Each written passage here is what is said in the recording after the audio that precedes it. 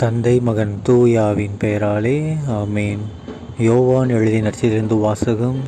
அதிகாரம் 15, இறை வசனங்கள் 1 முதல் 8 முடிய. அக்காலத்தில் இயேசு தம் சீடரை நோக்கி கூறியது: உண்மையான திராட்சை கொடி நானே. என் தந்தையே அதை நட்டு வளர்ப்பவர். என்னிடமுள்ள கனி கொடாத கிளைகள் அனைத்தையும் அவர் தரித்து விடுவார். கனி தரும் அனைத்து கிளைகளையும் மிகுந்த கனி தருமாறு கழித்து விடுவார். நான் சொன்ன வார்த்தைகளால் நீங்கள் ஏற்கனவே தூய்மையாயிருக்கிறீர்கள்.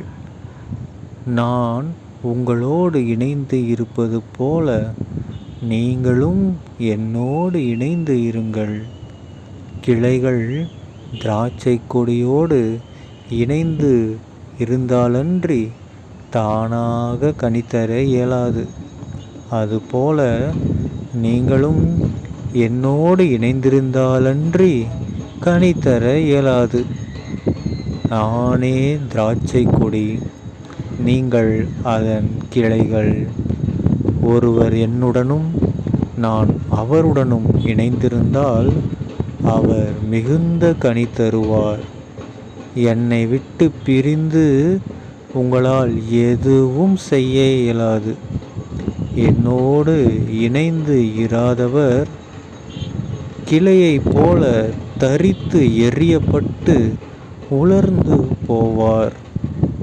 அக்கிளைகள் கூட்டி சேர்க்கப்பட்டு நெருப்பிலிட்டு எரிக்கப்படும்.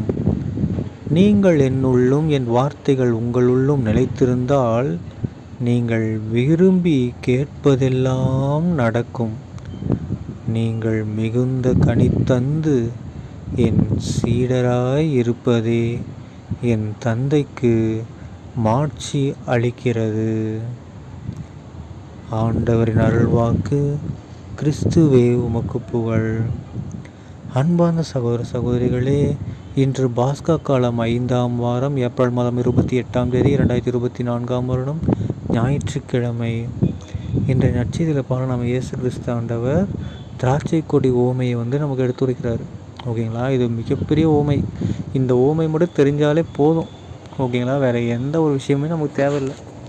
என்ன ஓமை? இயேசு ஒரு திராட்சை கொடி, நாம் எல்லாரும் அதில் இருக்கிற கிளைகள். ஓகேங்களா? அதை நட்டு வளர்க்குறது யார்? டெய்லி தண்ணி ஊற்றி வளர்க்குறது யார்? நம்ம கடவுள். ஸோ நம்ம ஒரு கிளையாக இருக்கோம். நம்ம நல்ல கனி கொடுத்தோம்னா தான் அந்த கிளையை என்ன பண்ணியிருப்பாங்க, கரெக்டாக வச்சுக்குவாங்க. கொஞ்சம் தேவையில்லாத ஏதாவது சேர்ந்துச்சுன்னா மறுபடியும் அதை கட் பண்ணி விடுவாங்க. அந்த கிளையில் எந்த ஒரு கனியும் வரல, சும்மாவே தான் இலையை வளர்ந்து வேஸ்ட் ஆகிட்டுது அப்படின்னு என்ன பண்ணிடுவாங்க, வெட்டி எரிஞ்சிருவாங்க. ஸோ ஏசப்பாவும் அதுதான் சொல்ல வர்றாரு. நாம் இயேசுவோடு இணைந்து ஒரு கிறிஸ்துவ மக்களாக வாழ்ந்துட்டுருக்கோம். அதனால் மக்களுக்கு கனி தரக்கூடிய மக்களாக நாம் இருக்கணும். கனினா என்ன? பழங்கள் கிடையாது. என்னது? நம்மளோட தூயாவின் கனிகள் இருக்குங்களா, அன்பு, மகிழ்ச்சி, அமைதி, பொறுமையெல்லாம். அந்த மாதிரியான கனிகளை நாம் என்ன பண்ணணும், மக்களுக்கும் உங்களை சுற்றி உள்ள மக்களுக்கும் நம்ம என்ன பண்ணணும், பரப்பணும். அப்படி பரப்பணும்னா கடவுள் நம்ம மேலே அன்பு கொள்வார். கரெக்டுங்களா? ஸோ அந்த மாதிரி கனிகளை நம்ம கொடுத்துட்டு இருந்தோம்னா கடவுள், நீ கிறிஸ்டினாக இருக்கிறது லாக்கி தான்டா, நீ என்னோட இணைந்திரு, இயேசு கிறிஸ்துவோடு இணைந்திருன்னு விட்டுருவார். நீங்கள் எதுவுமே பண்ணாமலே இவன் எதுக்கு கிறிஸ்டினாக இருந்து தேவையில்லாமல் உட்காந்துட்டு இருக்கிறான், இவன் நம்மளால் வெட்டி விட்டுறலாம் அப்படின்னு என்ன பண்ணிடுவார், வெட்டி ஒன்றை விட்டுருவார். அது எங்கே வெட்டி நெருப்பில் போட்டுருண்டா. நெருப்புனா என்ன? சாத்தான்கிட்ட ஒப்படைச்சிடும். நெருப்புனா சாத்தான் கிடையாது. எரியிற நெருப்புங்கும்போது நம்ம நரகத்தை சொல்லுவோம், நரகத்தில் இருக்கிறத சொல்லிகிட்டு இருக்கோம். சரிங்களா? ஸோ நீங்களும் நான் என்ன பண்ணணும், ஜாக்கிரதையாக இருக்கணும். கனி கொடுத்துக்கிட்டே இருக்கணும். கொஞ்சம் கொடுக்க மறந்துட்டாலும் என்ன பண்ணிடணும், மறுபடியும் பழைய ஞாபகத்துக்கு கொடுக்க ஆரம்பிச்சிடணும். ஓகேங்களா? இல்லைன்னா என்ன ஆகும், அதே தான் அதுக்கு அடிக்கடி நான் சொல்ல போகிறேன். பாவ சங்கீதனை செஞ்சு அப்பப்போ தரித்து விட்டுக்கிட்டே இருங்க உங்களுடைய லைஃப்பை. இல்லைன்னா ஒன்றும் பண்ண முடியாது. சரிங்களா? ஸோ கனி தரக்கூடிய மக்களாக, கிறிஸ்தவ மக்களாக நாம் வாழ்வோம். அது மட்டும் இல்லாமல் பாருங்கள், ஒரு முக்கியமான விஷயத்த இயேசப்பா சொல்கிறார். இந்த விஷயம் நம்ம அடிக்கடி கேள்விப்படுறோம். ஓகேங்களா? நீங்கள் என்னுள்ளும் என் வார்த்தைகள் உங்களுள்ளும் நிலைத்து இருந்தால், இதுதான் முக்கியமான வார்த்தைங்க, நீங்கள் விரும்பி கேட்பதெல்லாம் நடக்கும். ஓகேங்களா? இதை விட வேறு எதுவுமே கிடையாது. நம்ம கடவுளின் பெயரால் பொது நலத்தில் கேட்குறது வேறு, நமக்கு என்ன வேணும் அப்படிங்கிற விரும்பி நம்ம கேட்குறது கூட நடக்கும் அப்படிங்கிறாரு ஏசப்பா. நான் சொல்லுங்க, பைபிளில் ஏசப்பாவோடைய வார்த்தைகளை சொல்லியிருக்காங்க.